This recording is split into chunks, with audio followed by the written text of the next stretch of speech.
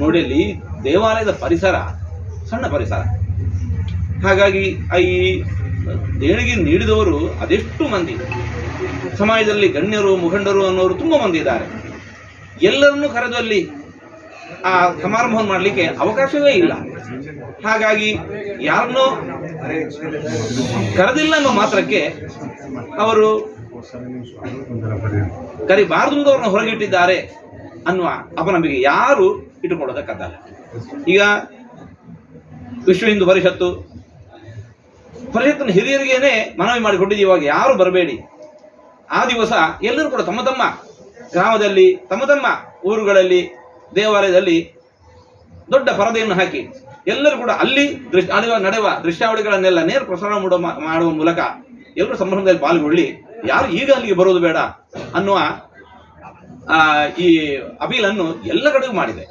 ಹಾಗಾಗಿ ಯಾರಿಗೋ ಇವರು ಹೊರ ಹೋಗಿದ್ದಾರೆ ಅನ್ನೋ ಮಾತ್ರಕ್ಕೆ ಇವರನ್ನು ಆಹ್ವಾನಿಸಬಾರದು ಅನ್ನುವ ನಿಲುವಲ್ಲಿ ಹೀಗೆ ಮಾಡಿದ್ದಾರೆ ಅಂತ ಯಾರು ಕೂಡ ತಪ್ಪು ತಿಳ್ಕೋಬಾರದು.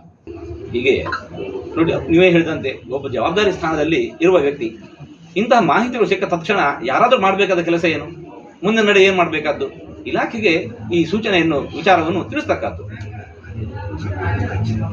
ಅದನ್ನು ಮಾಡದೆ ಯಾರಾದ್ರೂ ಕೇಳಿದ್ರೆ ಮಾತ್ರ ಹೇಳ್ತೇವೆ ಅನ್ನೋ ರೀತಿಯಲ್ಲಿ ನಡ್ಕೊಂಡದ್ದಾದರೆ ಇವರು ಯಾರನ್ನು ರಕ್ಷಿಸಲಿಕ್ಕೆ ಮುಂದಾಗ್ತಾ ಇದ್ದಾರೆ ಅನ್ನುವ ಸಂಶಯ ಮೂಡುತ್ತೆ. ಪ್ರಜೆಗಳ ರಕ್ಷಣೆ ಮುಖ್ಯವೋ ಅಥವಾ ಅಂತಹ ವಿಧ್ವಂಸ ಕೃತ್ಯವನ್ನು ಮಾಡುವವರ ರಕ್ಷಣೆ ಆಗ್ತಾ ಇದೆಯೇ? ಪ್ರವೋಕ್ ಮಾಡೋದೇ ರೀತಿಯಲ್ಲಿ ಕೂಡ ಅದು ಆಗತ್ತೆ.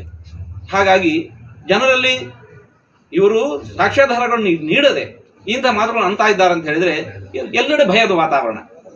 ಈ ಭಯ ಹುಟ್ಟಿದ್ದು ಯಾರಿಂದಾಗಿ? ಇವರಿಂದಾಗಿ. ಹಾಗಾದ್ರೆ ಭಯೋತ್ಪಾದಕರು ಯಾರಾಗ್ತಾ ಇದ್ದಾರೆ? ಯಾರಿಂದಾಗಿ ಇಂತಹ ಭಯ ಸಮಾಜದಲ್ಲಿ ಹುಟ್ಟುವಂತ ಆಯ್ತೋ ಅವರು ಭಯೋತ್ಪಾದಕರಾಗ್ತಾ ಇದ್ದಾರೆ. ಅಂತಹ ಕೃತ್ಯವನ್ನು ಯಾರು ಕೂಡ ಮಾಡಬಾರದು.